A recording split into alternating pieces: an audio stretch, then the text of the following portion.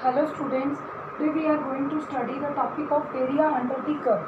Area under the curve में हमारे पास क्या है बेटा? Suppose we are having any curve and we want to find x equal to a and x equal to b.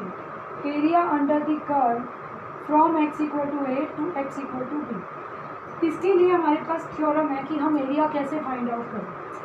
There is a theorem in your book elements, theorem 10.6. Is theorem 10.6. In this theorem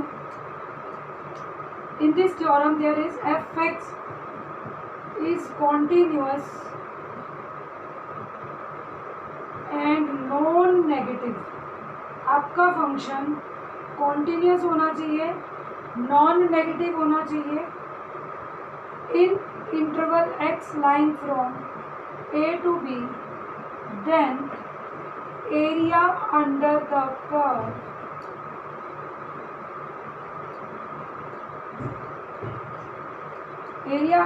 curve bounded by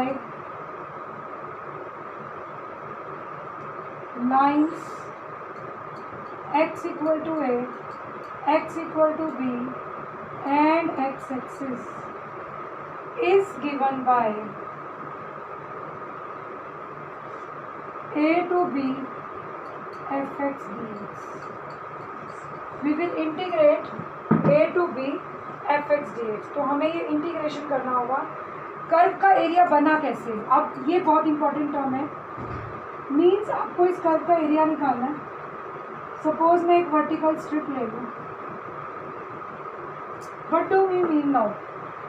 इस vertical strip को x equal to a से लेकर x equal to b तक move करेंगे. इसका सबसे simple example आपको daily life से दे रही हूँ. सपोज आप कभी भी नोट करना, पेंटर होते हैं. पेंटर कभी भी पेंटिंग कैसे करते हैं? पेंटिंग करने के लिए ब्रश को अगर वो इस डायरेक्शन में वर्टिकली पकड़ता है, पेंटर अगर ब्रश को ऐसे पकड़ेगा तो उसे ऐसे ऐसे चलाएगा, तभी शेड होगा. और अगर ब्रश को ऐसे पकड़ेगा हॉरिजॉन्टली तो वर्टिकली मूव करेगा ऊपर से नीचे. तो ये ब्रश का फ्लो बनता है जो उनका ब्रश वॉल्स पेंट करने वाला होता है. ठीक है. सिमिलरली आप एक एग्जांपल ले सकते हैं कि मेरे पास एक कलर है, एक स्टिक है, मैंने जिसको कलर में डिप कर दिया. अब कलर में डिप करने के बाद ये स्ट्रिप के ऊपर सारा कलर लग गया है. अब अगर आप इस स्टिक को ऐसे रखते हैं तो मूव कैसे करेंगे? ऊपर नीचे करेंगे तो एरिया कवर नहीं होगा. We will move it horizontally. अगर आप स्टिक को वर्टिकली पकड़ रहे हैं तो हॉरिजॉन्टली मूव करेंगे. अगर आप स्टिक को हॉरिजॉन्टली पकड़ रहे हो तो वर्टिकली मूव करोगे. ये बहुत इंपॉर्टेंट कंसेप्ट है कि हम कैसे लेंगे. तो हमारे पास क्या होगा? मीन्स ये इंपॉर्टेंट चीज़ ध्यान रखने की है. Strip horizontal, move vertical. Strip vertical, move horizontal. तो this is the important concept we have to remember कि अगर स्ट्रिप आपकी हॉरिजॉन्टल है या वर्टिकल है, ये चीज़ आपको ध्यान रखनी है. ठीक है. अब नेक्स्ट कम्स कि आपका एरिया जो आप कर्व ले रहे हैं उसके अंडर के एरिया कैसे फाइंड आउट कर सकते हैं.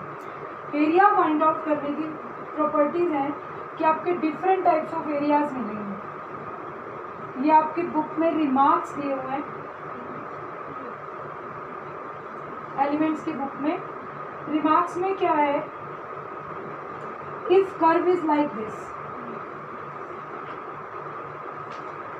ए टू बी, अगर फंक्शन का कर्व आपका x एक्सिस से अबव है, if curve lies above x axis, then area का फॉर्मूला क्या होगा? a to b fx dx. हमने एक स्ट्रिप ले ली, उसमें fx की वैल्यू ले ली और a से b उसे मूव करा दिया. जब आपके पास x की लिमिट्स होती है तो आप dx लेते हैं और x का फंक्शन लेते हैं. If curve lies below x axis. अब आपका कर्व ऐसे आ गया,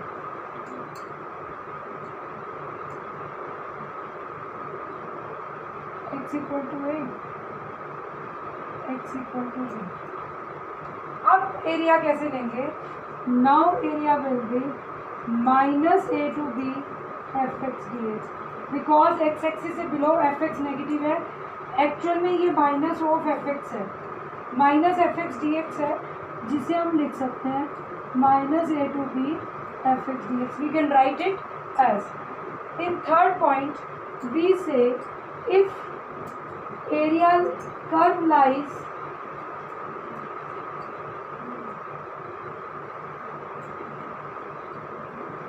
a to b, if curve lies above axis as well as below x axis, if curve lies above as well as below x axis, और ये तभी possible है जब कर्व एक बार एक्स एक्सिस को किसी पॉइंट पर कट करेगा, या तो वो ऊपर से नीचे आएगा कर्व का ग्राफ, या वो टर्न जो होगी आपकी वो ऐसा होगा कि नीचे से ऊपर की तरफ जा रही होगी, either from up to down और down to up.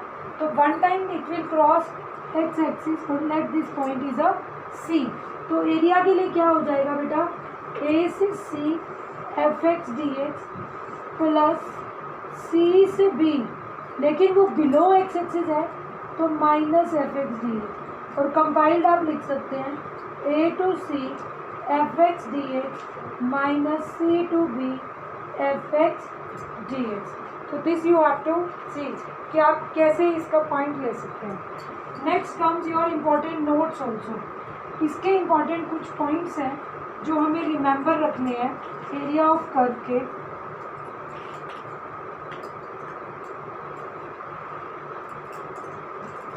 Important notes are, note 1, if equation of curve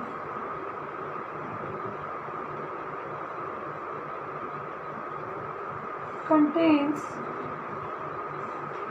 even powers of x only, सिर्फ x की ही पावर्स मिले और वो भी इवन पावर्स हों, then curve is symmetrical about y-axis। Curve y-axis के about symmetrical होगा अगर हमारे कर्व की इक्वेशन में इवन पावर्स हैं x की। सपोज हम एग्जांपल में ये लिख सकते हैं x raise to power 4 3x raise to power square, तो ओनली x की इवन पावर्स हैं। तो यहाँ पर क्या होगा, जो भी ग्राफ की शेप बनेगी उसका सिमेट्री y-axis पर होगा। मीन्स मान लो ग्राफ ऐसे भी बन रहा हो तो भी y की सिमेट्री का होगा, ऐसे बन रहा है तब भी y की सिमेट्री का है। कोई भी शेप बन सकती है, ऐसे भी बन सकता है, जो भी शेप होगी बट y एक्सिस बीच में होगा तो वो सिमेट्री होगी। कर्व में कोई भी शेप हो सकती है ग्राफ की। वी डोंट नो कि इस कर्व का क्या है, इसको भी हम प्लॉट करेंगे तो हम ये कह सकते हैं कि any equation of the curve, curve की जो भी इक्वेशन होगी वो सिमेट्रिकल अबाउट y होगी। और इसमें पॉजिटिव ही आने वाला है तो ये ऊपर ही आएगा फ्रॉम अबव एक्स एक्सिस। ये तो हमने रेंडमली बना दिया था ग्राफ, और it will cross from origin also. Next second में, if equation of curve contains even powers of y only, then curve is symmetrical about x axis। Sorry yes, y है तो x एक्सिस के symmetric होगा। कैसा graph हो जाएगा, suppose आपका f x है, एफ वाई है, f y is y raise to y square. We can take y4 minus 3y square, any equation। अभी भी ग्राफ बनेगा, लेकिन अब ग्राफ कैसा होगा, सिमेट्रिकल अबाउट वाई एक्सिस, चाहे जैसा भी शेप बने, इधर बने, लेकिन अब वो सिमेट्रिकल अबाउट एक्स एक्सिस हो जाएगा, एक्स एक्सिस बीच में होगा। Third, if x is replaced by minus x and y is replaced by minus y, but equation of curve remains unchanged। अगर आपका x रिप्लेस कर दूँ माइनस एक्स से, y replace कर दूँ माइनस वाई से, लेकिन इक्वेशन ऑफ कर्व अभी भी अनचेंज रहती है, then curve is symmetrical in opposite quadrants, means या तो फर्स्ट और थर्ड या सेकेंड और फोर्थ, ठीक है। लास्ट, इफ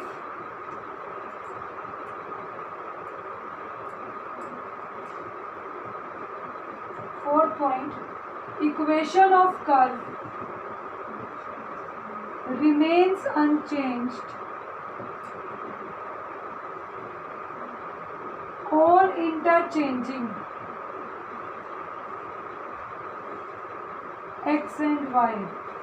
अगर आपकी कर्व की इक्वेशन अनचेंज रह जाती है, x एक्सिस और y एक्सिस को चेंज करने पर, तो आपका ग्राफ अगेन इक्वेशन जो कर्व की होगी, if it remains unchanged on